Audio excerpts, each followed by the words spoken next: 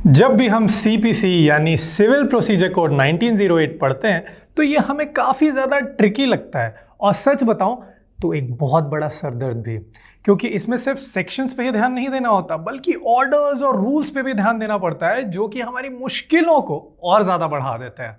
और बात यहीं पे ख़त्म नहीं होती।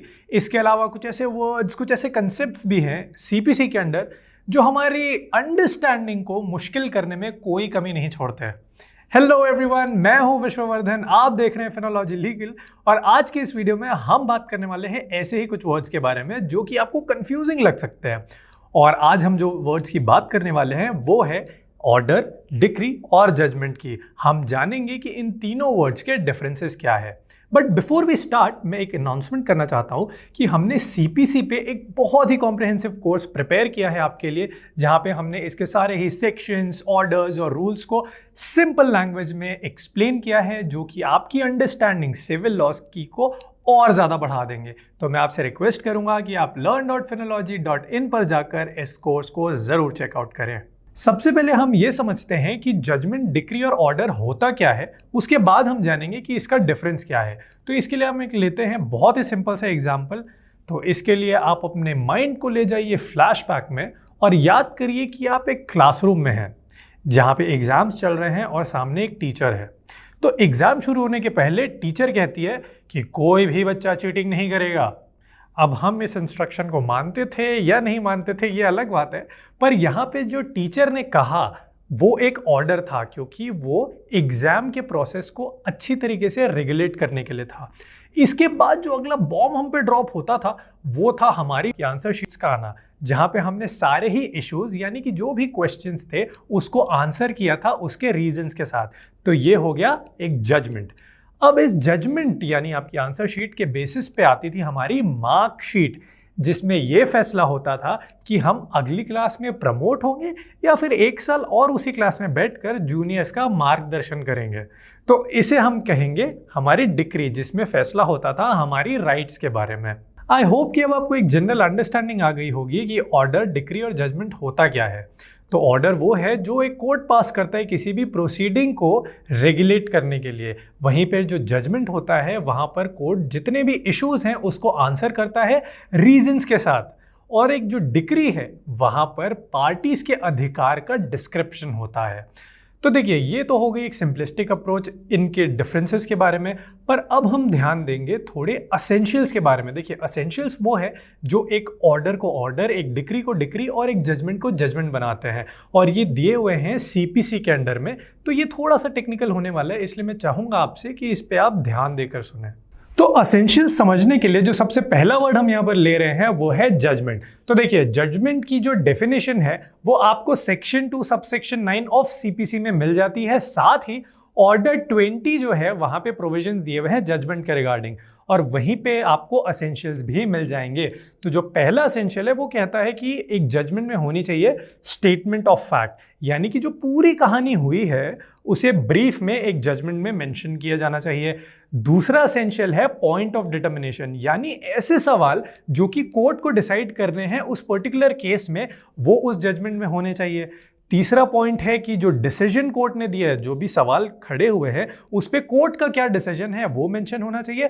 चौथा असेंशियल कहता है कि रीजन होना चाहिए, यानी कि जो भी फैसला कोर्ट ने दिया है वो क्यों दिया है, किस बेसिस पे दिया है, वो रीजन उस जजमेंट में होना चाहिए।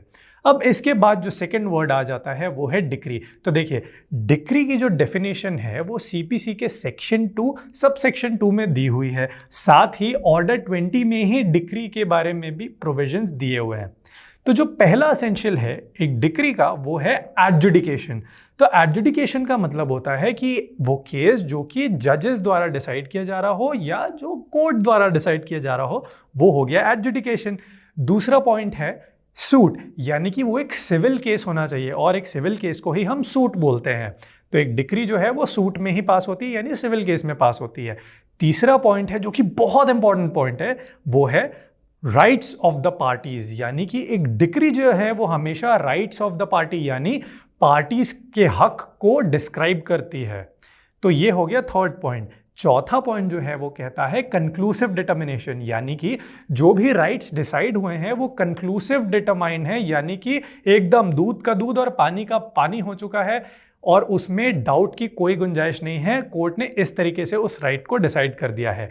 पांचवा पॉइंट है वो है फॉर्मल एक्सप्रेशन, यानी कि वो राइटिंग में होना चाहिए। तो एक डिक्री जो है वो हमेशा राइटिंग में होनी चाहिए जैसा जजमेंट होता है। तो आई होप कि जजमेंट और डिक्री का डिफरेंस तो आपको समझ आ गया होगा।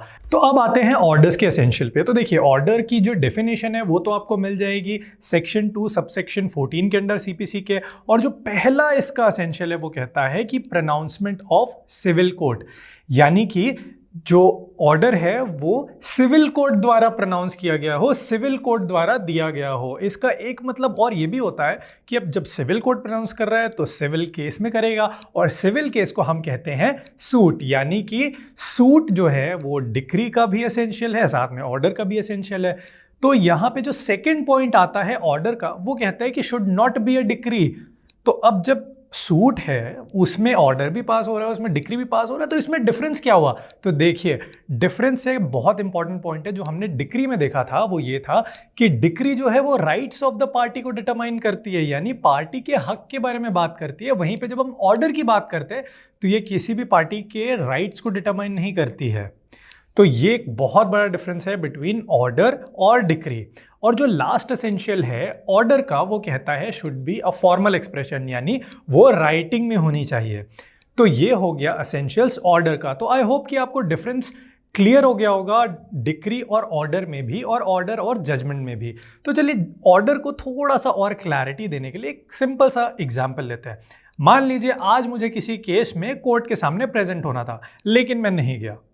तो अब यहाँ पे जो कोर्ट है वो मेरे अगेंस्ट ऑर्डर पास कर सकता है। वो कहेगा कि क्योंकि आज विश्ववर्धन नहीं आए हैं इसलिए हम अगली डेट देते हैं, लेकिन जब अगली बार वो पेश होंगे तो उनको 1000 रुपये फाइन पे करना पड़ेगा एज कॉस्ट।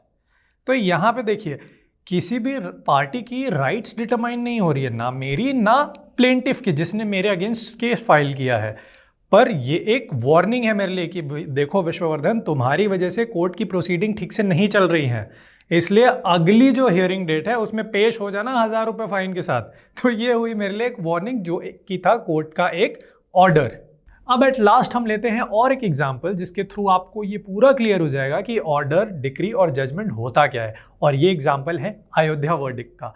तो देखिए अयोध्या वाले केस में जब ट्रायल कोर्ट ने आर्कियोलॉजिकल सर्वे ऑफ इंडिया को ये कहा था कि आप साइट पे जाइए, वहाँ पे एक्सकवेट करिए यानी खुदाई करिए और इन्वेस्टिगेट करिए, तो ये था एक ऑर्डर। तो क्या यहाँ पे दोनों में से किसी भी पार्टी के राइट्स डिसाइड हुए थे? नहीं, ऐसा बिल्कुल नहीं है। और क्योंकि यहाँ पे पार्टीज के राइट डिसाइड नहीं हुए थे इसलिए ये एक डिक्री नहीं महज एक ऑर्डर है। अब जो ट्रायल कोर्ट है उसने बहुत सारे एविडेंसेस को स्टडी किया, उन्हें एनालाइज किया और उसके बेसिस पे उन्होंने अपना फैसला सुनाया, और इसी फैसले को हम कहते हैं जजमेंट। तो अब क्या आपको पता है कि अयोध्या वर्डिक्ट का जो जजमेंट था वो कितने पेजेस का था? तो ये था 1045 पेज का। जी हाँ, 1045 पेजेस का जजमेंट था। अब आप खुद सोच के देखिए, एक पार्टी है जिसे जानना है कि उसे कौन से अधिकार मिले हैं या उसकी राइट्स क्या हैं, क्या उसे वो पूरा 1045 पेज का जजमेंट पढ़ना होगा? तो नहीं, बिल्कुल नहीं। इसी के बाद आता है अगला डॉक्यूमेंट जो ठीक हमारी मार्कशीट की तरह ही होता है, जिसे हम कहते हैं डिक्री, जिसमें सिर्फ इतना दिया हुआ होता है कि किस पार्टी को उस केस में कौन सी राइट्स डिसाइड हुई हैं। तो आई होप कि आपको इस वीडियो से आपकी कंसेप्ट में क्लैरिटी मिली होगी, और ऐसे ही सिंपलिस्टिक वे में हमने हमारे सीपीसी के कोर्स में भी सारे कंसेप्ट्स को बहुत इजी लैंग्वेज में समझाया है। तो मैं आपसे एक बार फिर रिक्वेस्ट करूंगा कि आप learn.phenology.in पर जाके हमारे इस कोर्स को ज़रूर चेकआउट करें, और ऐसे ही लेटेस्ट वीडियो के लिए हमारे इस YouTube चैनल को शेयर करें, सब्सक्राइब करें और इस वीडियो को भी लाइक करें। और साथ ही आप हमें फॉलो कर सकते हैं इंस्टाग्राम पे @phenologylegal।